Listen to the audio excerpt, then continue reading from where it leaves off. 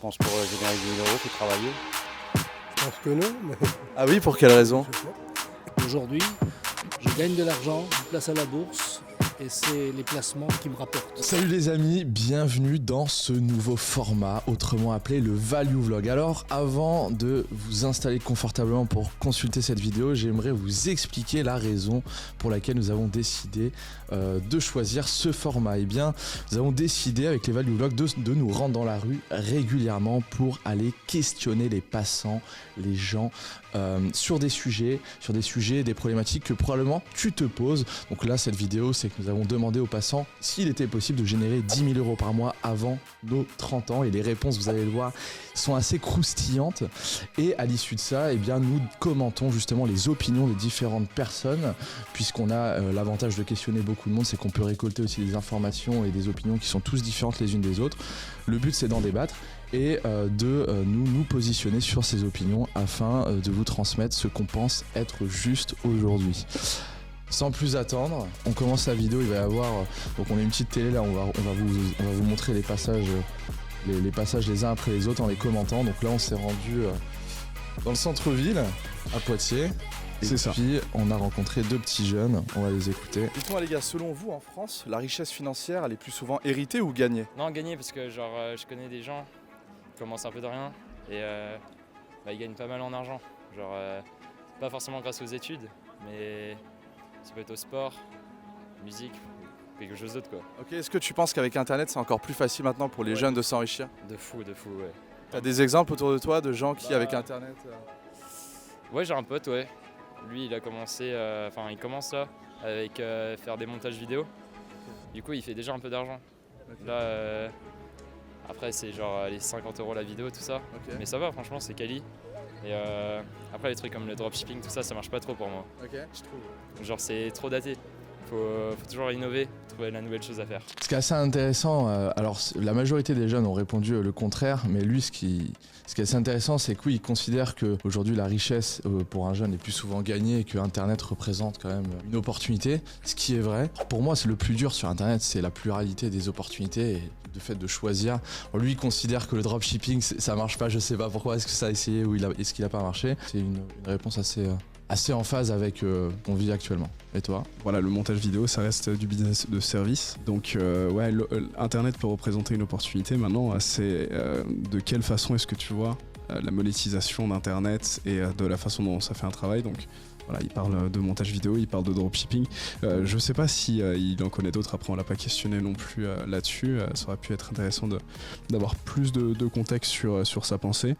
Maintenant, je pense que si tu poses la question à des profils assez similaires, des jeunes comme ça, je pense qu'ils te répondront à une réponse assez similaire. C'est quoi la nouvelle chose à faire selon toi en 2024 avec Internet pour développer des rentes? Montage vidéo en vrai ou genre même faire des paris, tout ça, ça peut être pas mal. Paris sportif? Ouais, Ah ouais? Tu fais du pari sportif? pas moi, ouais, mais je connais des gens qui en font et ça marche. Genre sur les trucs comme les combats, tout ça, c'est pas mal. Ah ouais? Ouais. Ouais. Alors moi ça me renvoie à une phrase que j'aime beaucoup qui vient du livre L'autoroute du millionnaire de DJ Marco qu'on a ici d'ailleurs.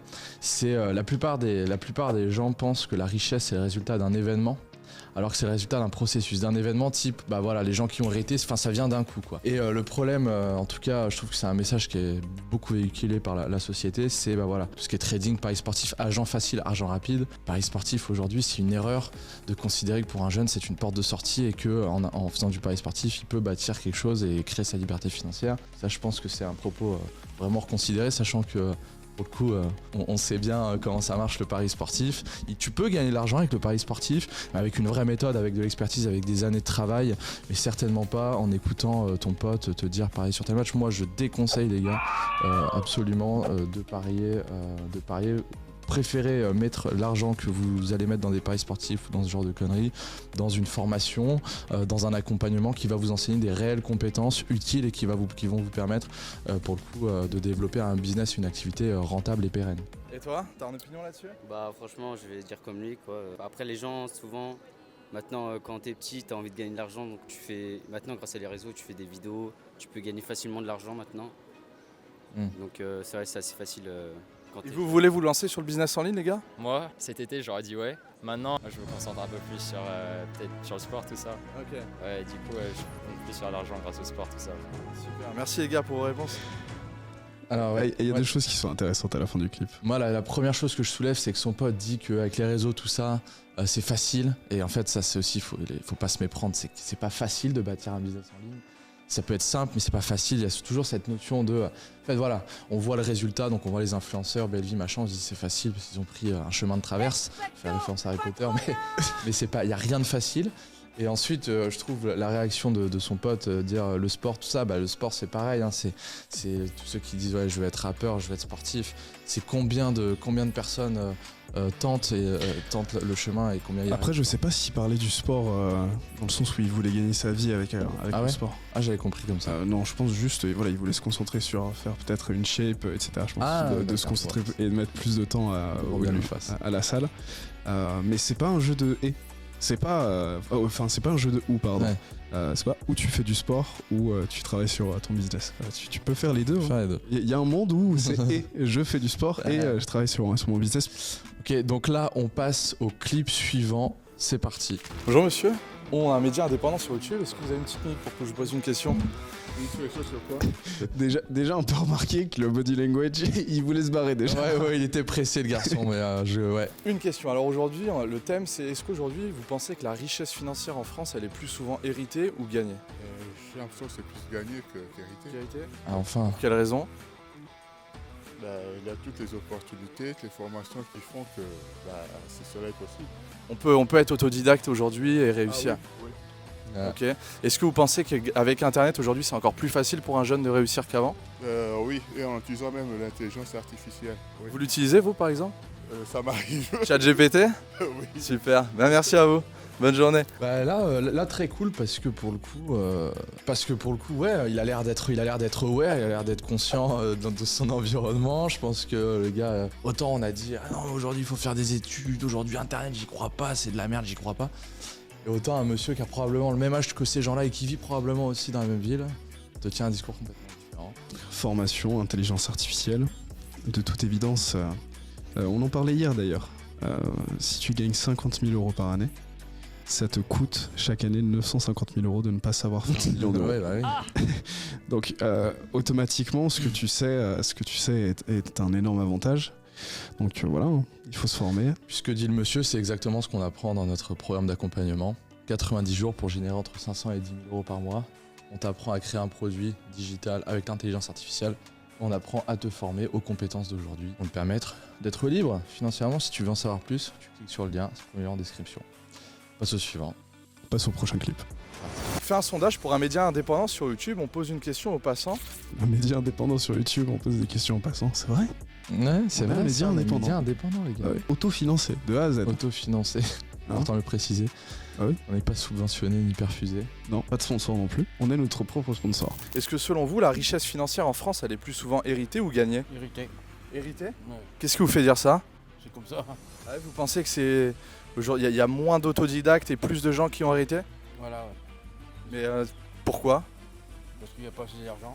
Voilà. Ah ouais. Il n'y a pas assez d'argent. Qu'est-ce que t'en penses de ça? Moi, je pense qu'il a une lecture de la situation. Il a pas l'air très informé, le copain. L'argent, il y en a. On est endetté de je sais pas combien de milliards, mais on trouve que des milliards à envoyer à l'Ukraine. Donc, l'argent, il y en a en France. L'argent, il y en a partout. Dans une formation que j'avais payée assez cher à l'époque, dans le premier module qui était Mindset, il faisait la différence entre le Fixed Mindset et le Growth Mindset. Donc le mindset fixe et le mindset de croissance. Et ça revient à cette notion de est-ce que tu vois les ressources comme étant limitées, donc l'argent comme étant une ressource limitée, ou est-ce que tu vois l'argent comme étant une ressource abondante? Effectivement, comme tu l'as dit, je veux dire, quand on imprime de l'argent comme ça, out of thin air, comme dirait aux États-Unis, donc dans l'air, c'est que l'argent n'existe pas. C'est des chiffres dans des ordinateurs, etc. Mais en tout cas, il est abondant.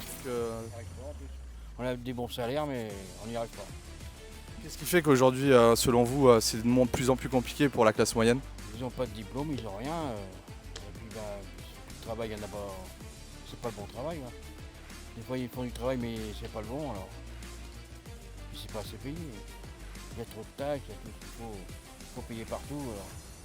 Quel conseil vous aurez à donner à un jeune par exemple comme moi ou quelqu'un de plus jeune qui souhaite justement bien démarrer dans la vie, avoir des opportunités? Déjà faire des études déjà. Beaucoup d'études parce qu'il faut beaucoup de diplômes pour avoir ce qu'il faut en salaire. Et donc aujourd'hui pour vous, de bon diplôme égale bon salaire? Voilà, c'est ça. Et est-ce que vous pensez qu'avec Internet par exemple, il y a d'autres opportunités qui sont arrivées? Je crois pas. Moi je suis pas trop internet alors je vois pas. Et donc le conseil que vous donneriez à un jeune aujourd'hui de 26 ans, ça serait lequel pour réussir sa vie? J'ai trouvé un beau métier qui lui plaît déjà, parce que c'est déjà le principal pour lui. Avoir une bonne entente avec le personnel. Merci monsieur. Je suis d'accord avec la dernière chose qu'il a dit, c'est trouver un métier qui lui plaît, c'est vraiment la seule chose, je suis d'accord. Après, c'est vrai que c'est un peu le discours des boomers ou des pré-boomers, c'est des personnes qui considèrent que la réussite professionnelle passe forcément par les longues études. Ils n'ont pas saisi le virage internet et toutes les cartes qui ont été rebattues grâce à internet, et donc pour eux c'est trouve un bon patron, fait de longues études, fait un bon travail. Aujourd'hui c'est un discours qui matche plus, puisqu'aujourd'hui on le voit, la plupart des riches et des gens qui ont fait fortune en France sont des gens qui n'ont pas de diplôme. C'est antinomique avec ce que dit ce monsieur, mais encore une fois c'est le point de vue d'un mec qui a probablement été salarié toute sa vie. Je pense que encore une fois c'est quelqu'un qui doit avoir, je pense, une 60aine d'années maintenant. Le virage internet, pas tout le monde l'a pris, mais c'est logique parce que au début des années 2000, il y a des gens qui étaient déjà un peu, qui avaient le nez dedans ou qui travaillaient déjà dans des entreprises qui allaient de toute façon être forcés à faire la transition, et d'autres métiers n'ont pas eu besoin de faire cette transition et ont pu continuer comme dans le monde entre guillemets d'avant, sans avoir besoin beaucoup de technologie ou de tous ces réseaux sociaux. Les gens qui font des études doivent se former aux médias sociaux en général, parce que les gens qui font des études font travail pour ceux qui n'en ont pas fait. Ça c'était Bradley l'autre jour sur son Instagram, justement il disait moi j'ai 3 doctorats et j'ai 5 ou 6 masters. Il disait mais comment ça tu vas me balancer une blague encore? Non, il disait non, j'ai 3 masters et j'ai 3 doctorants et 6 masters. Il disait ouais qui travaille pour moi. Oui. Et justement il finir la phrase. Qui travaille pour moi. Et il disait pas besoin de diplôme lorsque tu peux les engager. Ah non, c'est clair. On passe au suivant. On passe au clip suivant. Ah mais là celui-ci c'est pépite. Je vous laisse savourer les gars.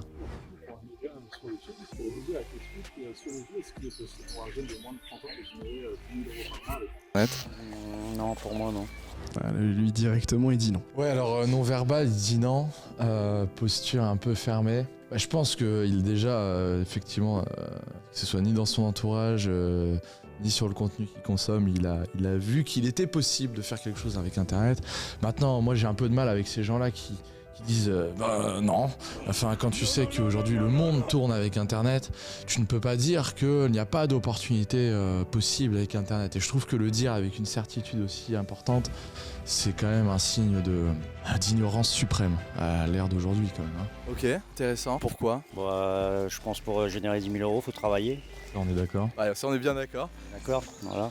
Ok. Ça, après peut-être que c'est possible, mais moi personnellement je sais pas comment. Ah, après peut-être que c'est possible, je sais pas comment, personnellement. Ok, donc là on change, voilà, il sait pas comment, mais il envisage que c'est possible. Selon vous, quelles seraient par exemple les opportunités actuelles qu'un jeune pourrait saisir pour prétendre à y arriver? Franchement je sais pas, moi je travaille, c'est pas mon truc. Moi déjà internet c'est pas mon truc. Vous travaillez dans quoi? Je travaille pour une laiterie. Une laiterie? Pour un grand groupe, ouais. Ok, intéressant. Et selon vous, internet, vous avez jamais vraiment expérimenté les... Non, jamais non. Est-ce que vous conseilleriez à un jeune qui démarre de s'y intéresser ou pas? Pas plus que ça, non. Ok, pourquoi? Je trouve que c'est néfaste, moi, tout ça, internet, tout ça, je trouve ça néfaste, moi, pour les gens, voilà. Pour quelle raison? Pour les jeunes, surtout pour les jeunes, voilà. Moi, je suis né sans internet et on s'en portait très bien.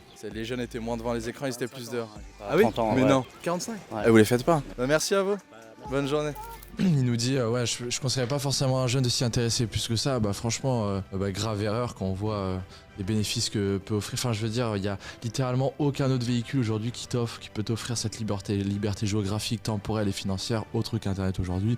Et dire que je conseille à un jeune de pas s'y intéresser plus que ça, je trouve que c'est une énorme connerie Et le plus mauvais conseil qu'on peut donner à un jeune aujourd'hui, je pense qu'il fait un amalgame dans ce qu'il considère mauvais. Je pense qu'il considère mauvais, comme d'autres gens qui nous l'ont dit, c'est la surexposition aux écrans, l'isolement que ça crée chez les jeunes. Ça, on est tous d'accord pour dire que la surconsommation de divertissement sur Internet, c'est néfaste. Il ne faut pas nier qu'il y a des brèches, des opportunités business qui sont possibles, qui sont accessibles, avec peu de capital de départ, avec peu de compétences, notamment le business d'infoproduits qu'on expérimente depuis 2018. On a formidablement réussi, on a pu accompagner des milliers de personnes à travers l'Europe à devenir indépendant financièrement grâce au business d'infoproduits. Le business d'infoproduits, c'est accessible avec peu de capital de départ, peu de connaissances et de compétences, et tu peux mettre en place les bases en 90 jours et avoir des résultats. Faut pas faire un amalgame, tu vois. Oui, je pense que la surexposition chez les jeunes, notamment à TikTok, qui est l'arme d'abrutissement par excellence créée par les Chinois pour détruire l'Occident. Je sais plus qui a dit ça, mais le TikTok en Chine n'est pas du tout le même TikTok qu'en Europe et en Occident. En Chine, c'est vraiment des trucs où ils apprennent des trucs, tu vois. Ouais, Joe Rogan, il en parlait beaucoup. Mais on en discutait avec Kevin. Oui, on en discutait avec Kevin, mais apparemment, en tout cas, TikTok chinois, on voit l'ingénierie, la conquête spatiale, etc. Enfin, des métiers stylés. Ouais. C'est vrai que le TikTok occidental, c'est un peu plus dégénéré.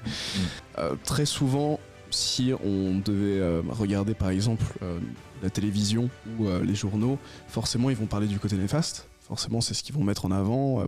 Quel est l'impact de la consommation de réseaux sociaux chez les jeunes ? Si on regarde que du point de vue consommateur, effectivement, ça a des impacts néfastes. Donc, si on devait tirer une conclusion sur la majorité de la population, est-ce que les réseaux sociaux sont, oui ou non, bons pour la santé mentale ou bien pour le bien-être des gens ? Très probablement que la majorité des gens répondraient non. Si on posait la question aux producteurs, l'immense majorité diront que Internet a changé leur vie. Bien sûr. On passe au suivant. C'est parti. Selon vous, pour un jeune aujourd'hui, avant 30 ans, est-ce que c'est possible de générer 10 000 euros par mois ? Je pense que non, mais... Ah oui, pour quelle raison ? Est-ce que vous pensez qu'avec Internet maintenant, ce genre de choses, ce genre de résultat est atteignable ? Je n'ai pas assez Internet pour savoir si c'est atteignable ou pas. Probablement que oui, il doit y avoir des histoires pour le faire. Pour le faire. Et est-ce que selon vous, les études sont aussi importantes maintenant pour réussir qu'il y a 10 ou 20 ans pour un jeune ? Oui. Vous ne pensez pas que l'éducation nationale a besoin un petit peu d'un coup de peinture, un peu de mise à jour sur leur programme ? Oui, sûrement, oui. Ah, oui. Si, mais ça ne veut pas dire qu'il ne faut pas faire d'études. Donc vous conseillez à un jeune de faire des études aujourd'hui ? Super. Oui. Il est plus certain sur son oui sur remettre un coup de peinture sur l'éducation nationale que sur est-ce qu'il faut faire des études. Ouais. Sur les études, c'était oui, enfin un oui léger, tu vois, un oui mesuré. Là sur l'éducation nationale, c'était un peu plus déterminé comme oui. Si on peut rester juste 30 secondes sur l'éducation nationale. Moi, ce qui me sidère, c'est que clairement, je veux dire, l'éducation nationale, les programmes, les fondamentaux des programmes, alors peut-être les programmes sont mis à jour, mais au niveau micro, mais au niveau macro, on apprenait à nos grands-parents la même chose que ce qu'on nous apprend à nous. Et ce qui est fou, c'est qu'on nous donne la même matière d'information qui était valable il y a 40-50 ans, mais qui n'est absolument plus valable aujourd'hui. Et on donne ça aujourd'hui au 21e siècle, en 2024, on donne des informations qui sont clairement obsolètes. Et moi, je trouve que c'est très rare. Alors, il y a aussi un côté très personnel et très émotionnel à tout ça, parce que je me suis inscrit en école de commerce 2 ans après mon bac. Mon père m'a offert cette école de commerce qu'il a payé plusieurs milliers. Je crois qu'on était à 7 000 euros. Moi, j'étais sidéré. Et par respect pour lui et pour moi, j'ai décidé de quitter cette école parce que clairement, c'est déjà en fait l'imposture des gens qui sont là. En fait, c'est des gens en fait, ils ont été à l'école toute leur vie, ils ont jamais bossé. Et c'est eux en fait ils mettent un costume, ils mettent leur écusson de professeur et puis ça y est, ils t'enseignent des trucs mais que eux-mêmes n'ont jamais expérimenté. Donc ça, tu vois. Je trouve ça c'est très important, c'est qui écoutez-vous ? On écoute des gens qui ont déjà ce qu'on veut.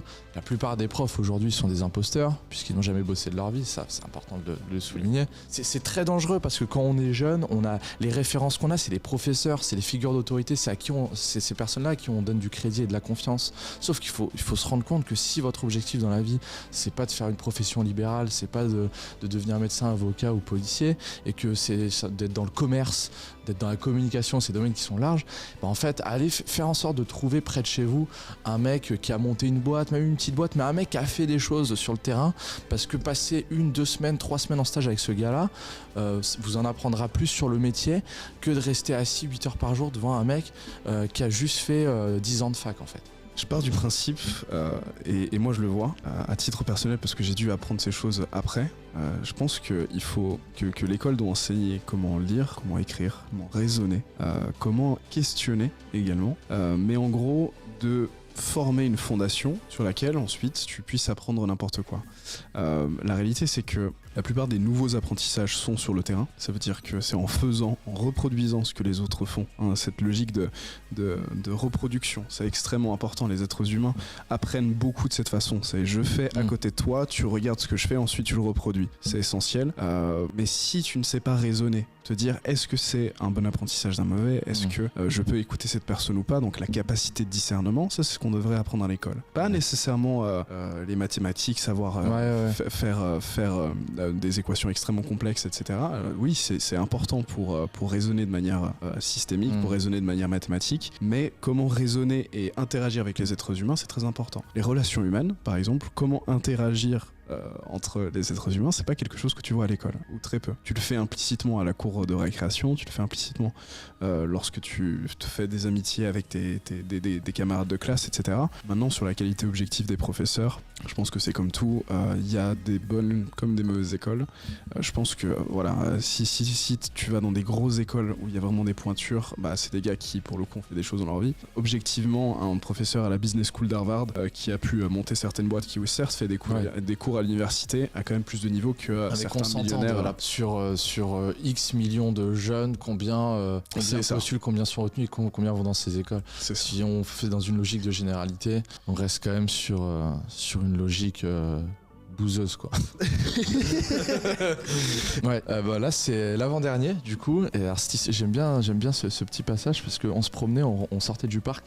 La première question aujourd'hui, c'est selon vous, est-ce que vous pensez que la richesse financière en France, elle est plus souvent héritée ou gagnée? Héritée. Ok. Qu'est-ce qui vous fait dire ça? Il suffit de regarder la répartition des richesses sur la planète. Beaucoup d'études là-dessus, j'ai fait une thèse sur la démocratie. D'accord. Elle portait sur quoi? C'était la participation du citoyen à l'action publique. Il est fier de sa thèse. Thèse sur la démocratie. Car tu signes, Ali. La répartition des richesses est complètement inégalitaire.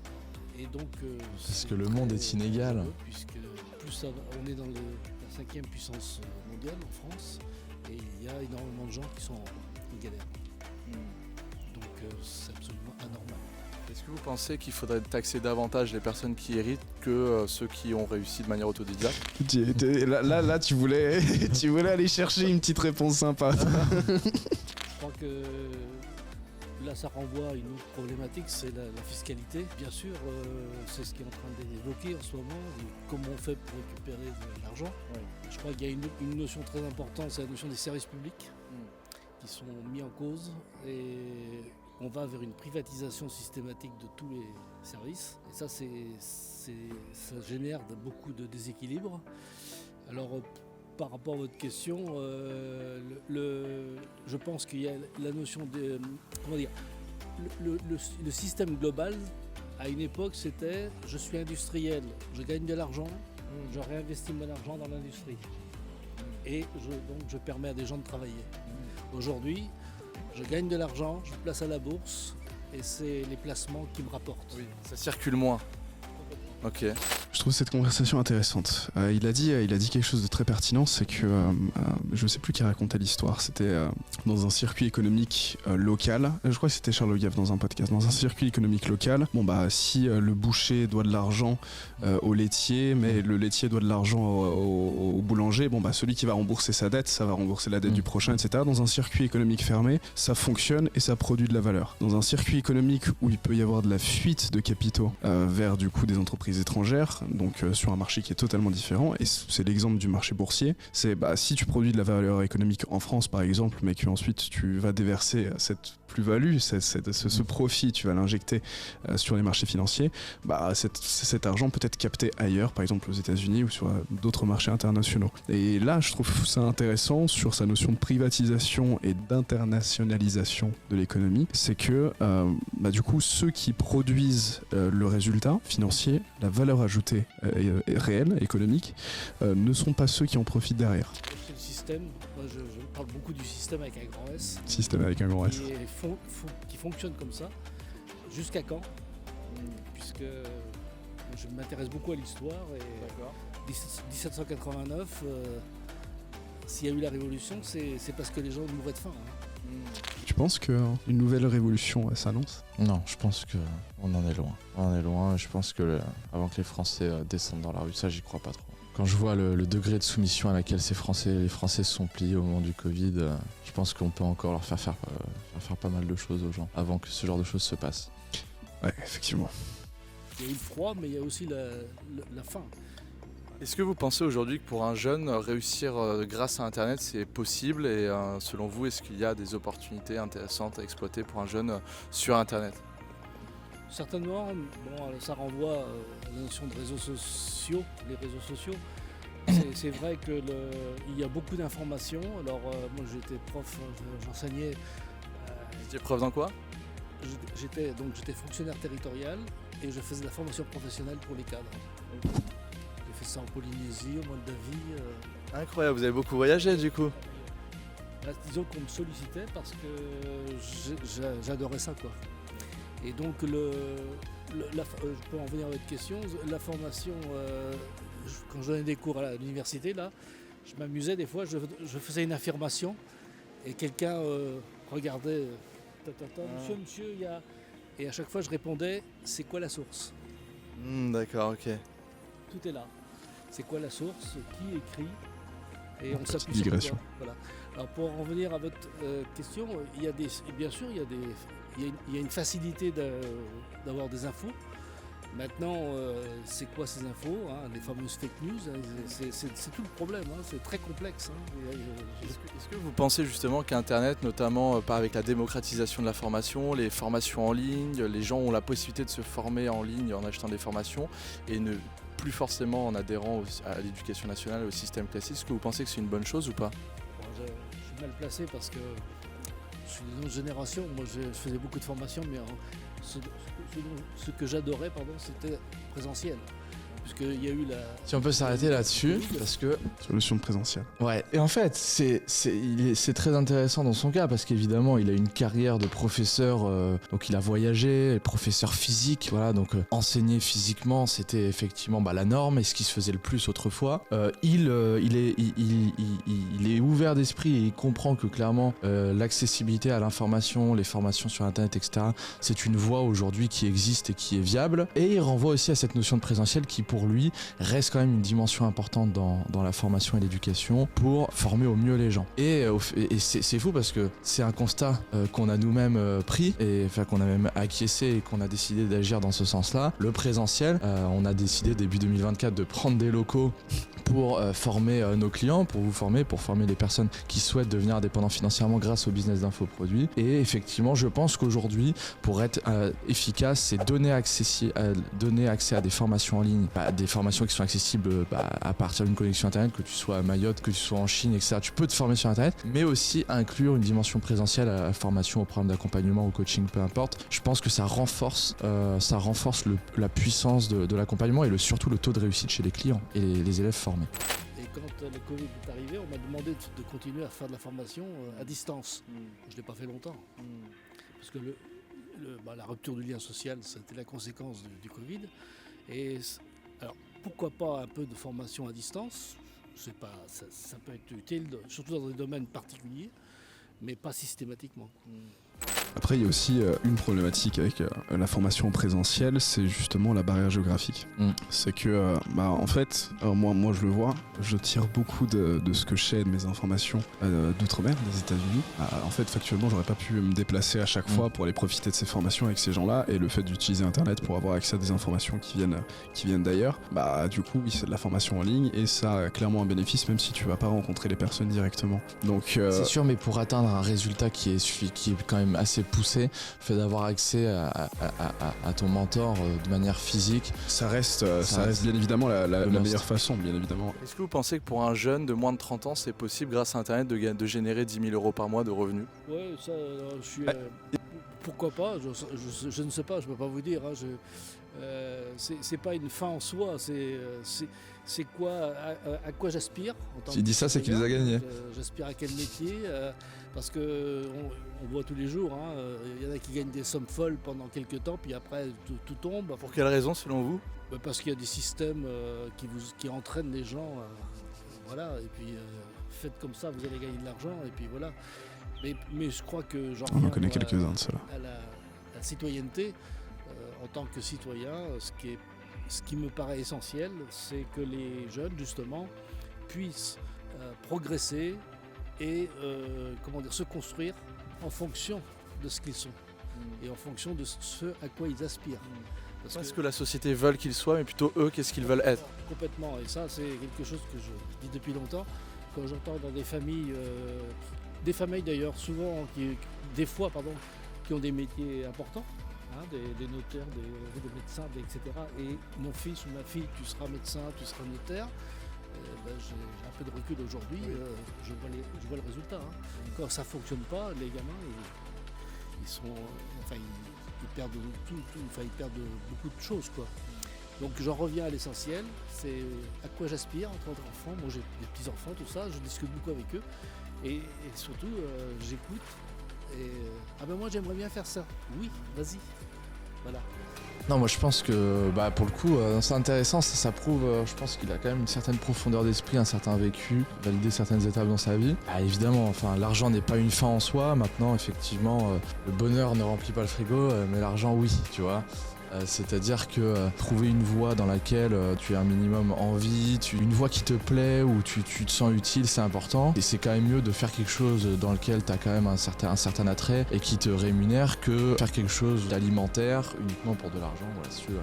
Je le rejoins complètement. Mais je pense qu'il y a des questions que tu dois te poser à certaines étapes dans le process. Je pense que quand tu démarres de zéro, que ton seul objectif c'est soit de quitter ton job, soit de devenir indépendant financièrement. Et oui, fais quelque chose dans lequel tu as un minimum de prérequis et un minimum de connaissances, mais va pas commencer à te poser des questions existentielles alors que tu n'as même pas de quoi te payer le loyer à la fin du mois, tu vois. Et très souvent, la raison pour laquelle la plupart des gens qui débutent dans le business en ligne n'obtiennent pas de résultats, c'est qu'ils se posent des questions de niveau 3, 4, 5 alors qu'ils sont au niveau 1, tu vois. Ah ouais, comment je vais faire pour payer mes impôts? Est-ce que je dois créer une société? Mais t'as fait 0. T'as fait 0 euros. Qu'est-ce que tu te poses ce genre de questions? Fais d'abord tes premiers euros, crée ton offre, trouve ton marché, etc. Passion et compétence. Très souvent, on aime faire ce dont quoi on est bon, ou ce dont quoi on ressent un minimum de compétences. En fait, il est très probable que si t'es jeune, il n'y a pas grand chose dans lequel t'es bon en fait. Il n'y a pas grand chose qui t'appelle particulièrement et qui aspire. Moi, ça m'a toujours fait rire les gens qui disent qu'est-ce que tu veux faire dans ta vie, etc. C'est très compliqué de répondre à cette question parce qu'en réalité, tu veux faire des choses dans lesquelles t'es bon et si t'es bon en pas grand chose, il n'y a pas grand chose que tu veux faire. Donc la réalité, c'est qu'il faut faire des choses, tester un maximum de choses. Donc quand je dis tester, soit c'est faire des stages comme tu as dit, travailler gratuitement pour certaines personnes, brasser un nombre d'activités qui est important pour peut-être déceler un truc dans lequel il y a une petite appétence naturelle, peut-être même un talent naturel. J'ai une dernière question pour vous, monsieur. Si vous restez 24 heures à vivre, quel est le meilleur conseil que vous donneriez à l'un de vos enfants ou à un être cher? C'est un peu le résumé de ce que je viens de vous dire. Essaie de trouver ce qui te convient et fais-le. Et pas répondre à la société. Sois toi-même. Super. Et pour terminer, je terminerai sur une petite phrase que j'adore. Oui. J'ai demandé au temps quelle était la solution. Et il m'a dit, laisse-moi passer. Oh, génial. J'ai demandé au temps quelle était la solution et il m'a dit, laisse-moi passer. C'est beau. Non, sois toi-même, trouve ce qui te convient. Moi, j'aime bien sois toi-même, c'est vrai, en fait. Je veux dire, Mais ça veut dire quoi? Fais les choses pour toi, fais ce que tu as envie de faire et ne te conforme pas, ne fais pas les choses en fonction de ce que les autres aimeraient que tu sois. Dernier clip avec un monsieur assez intéressant. C'est parti. Il est passionnant, ce monsieur. Bonjour monsieur, on est un média indépendant sur YouTube et on pose des questions aux passants. Déjà la petite canne, le chapeau. Ouais, les chaussettes, la couleur du manteau, c'est une dinguerie. Ça c'est vrai, hein. Et ça se voit que... Le sens du détail. Le sens du détail, effectivement. Pour un jeune de moins de 30 ans, selon vous, est-ce qu'il est possible de générer minimum 10 000 euros de revenus grâce à Internet? J'y crois pas du tout, Internet. En plus, il incarne là, hein. J'y crois pas du tout. Hein. Donc là, pour le coup... On va comprendre pourquoi. Ouais. C'est vrai? Pas du tout. Ah, intéressant. Une fumisterie qu'on a inventée, ça sert pas à grand chose, à part pour les jeunes, mais nous les vieux, vous savez, 80 ans, Internet et moi. Qu'est-ce qui vous fait dire ça exactement? Ça me casse les couilles. Ça c'est bon. Il est beau. Ça c'est bon. Il est faux. Ah oui, c'est vrai? Voilà, c'est tout. Pourquoi, clair. par exemple? Parce que je vois tous les jeunes là, avec leur téléphone, il n'y a plus de conversation, il n'y a plus de relationnel, on va partout au restaurant et les gens sont en train de pianoter comme ça. Je vois pas... Ça isole? Je trouve, oui, ça isole. Non, je trouve que ça abétit les gens. Et vous pensez pas que justement ça donne une accessibilité à l'information qu'il n'y avait pas forcément avant? C'est évident, bien sûr, c'est évident. Mais bon, vous savez... C'est pas nécessaire aujourd'hui. On trouve tout dans les livres. Bah ça pour le coup je suis d'accord avec lui. Ça, je suis même plus que d'accord avec lui. Je vais te dire pourquoi. Ce qui est rigolo de voir aujourd'hui, c'est quand tu vois, on parle très souvent d'Alex Hormozy, du coup, si tu regardes d'autres contenus d'autres personnes, tu retrouves, j'ai l'impression qu'il y a des informations qui sont données sur YouTube, qui ensuite se retrouvent sur d'autres vidéos sur YouTube, et en fait, il y a comme une circulation des mêmes informations, et c'est un vase clos, parce que tout le monde s'écoute, et tout le monde apprend les uns des autres.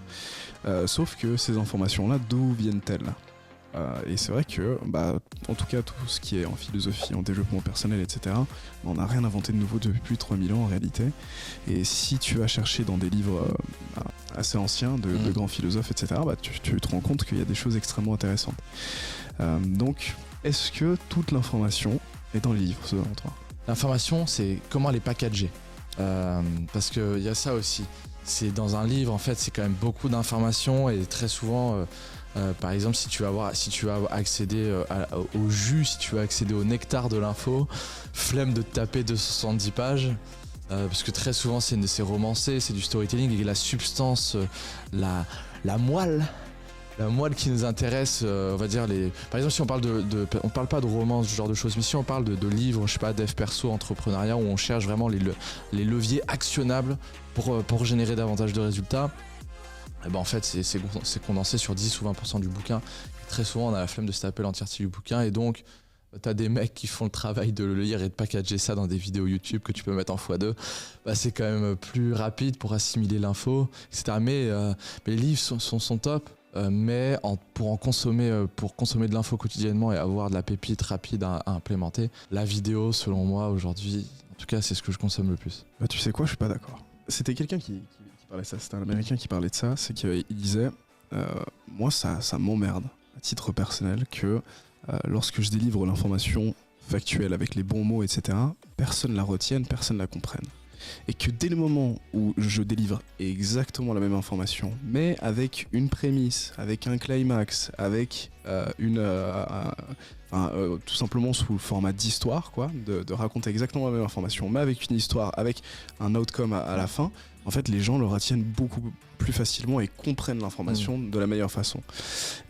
Et les livres permettent de faire ça, c'est de mettre du contexte, du jus, du nectar autour de ces mots-là.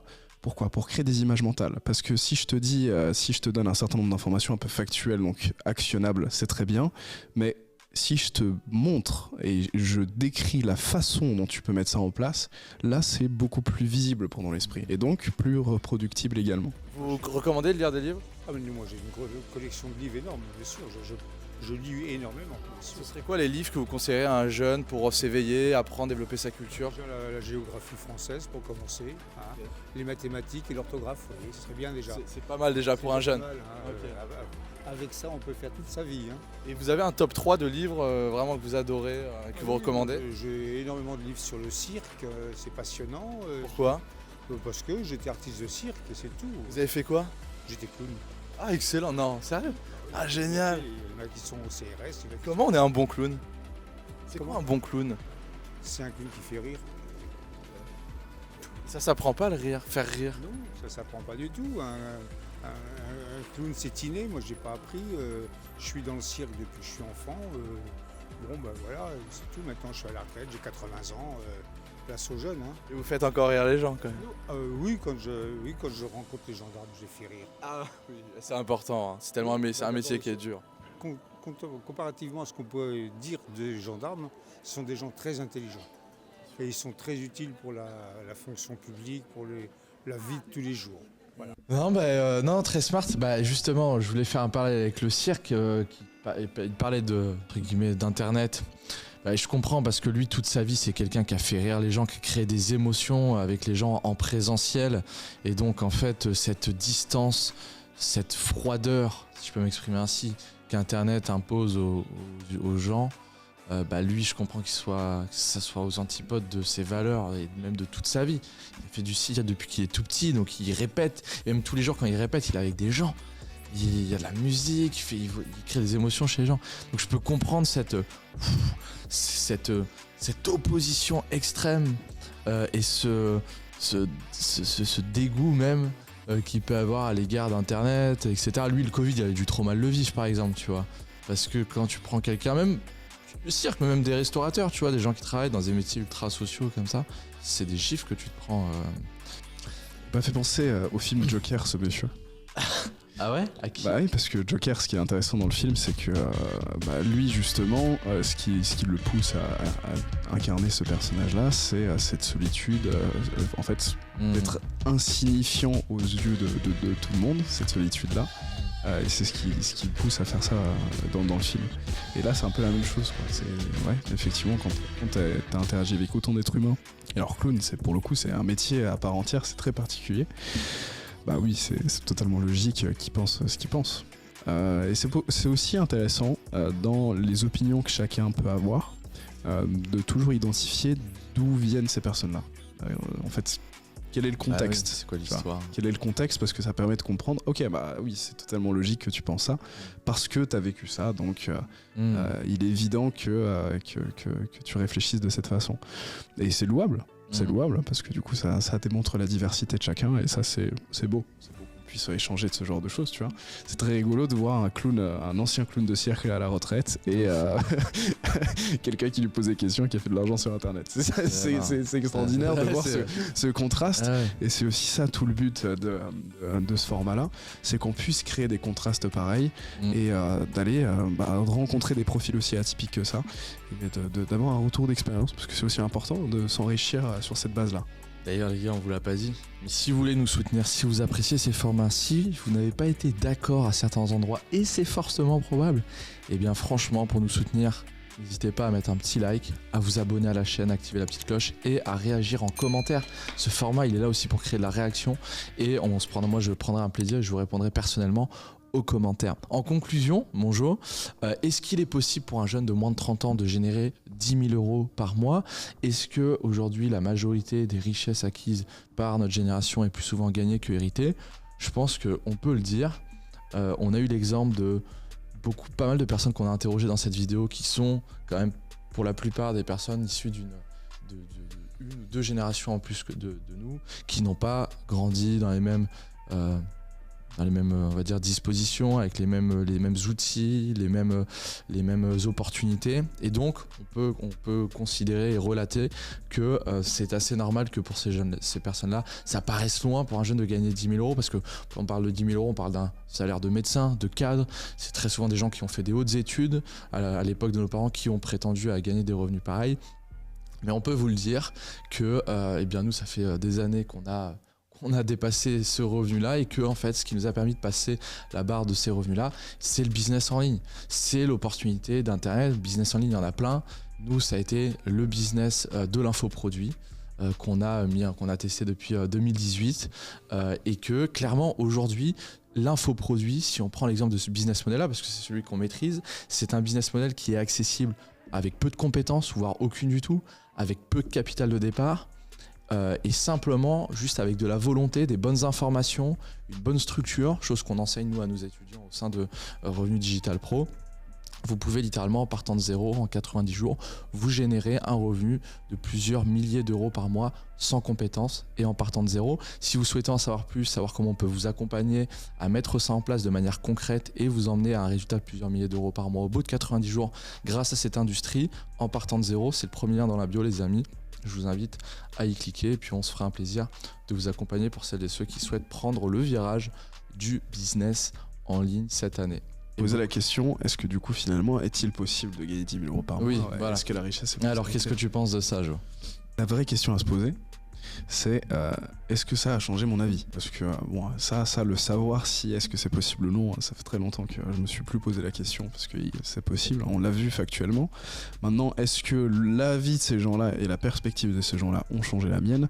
Non, il en faudra un petit peu plus. Super. Et bah écoutez, on se retrouve dans une prochaine vidéo, les amis. Merci d'être restés jusqu'au bout. À très bientôt. À très vite.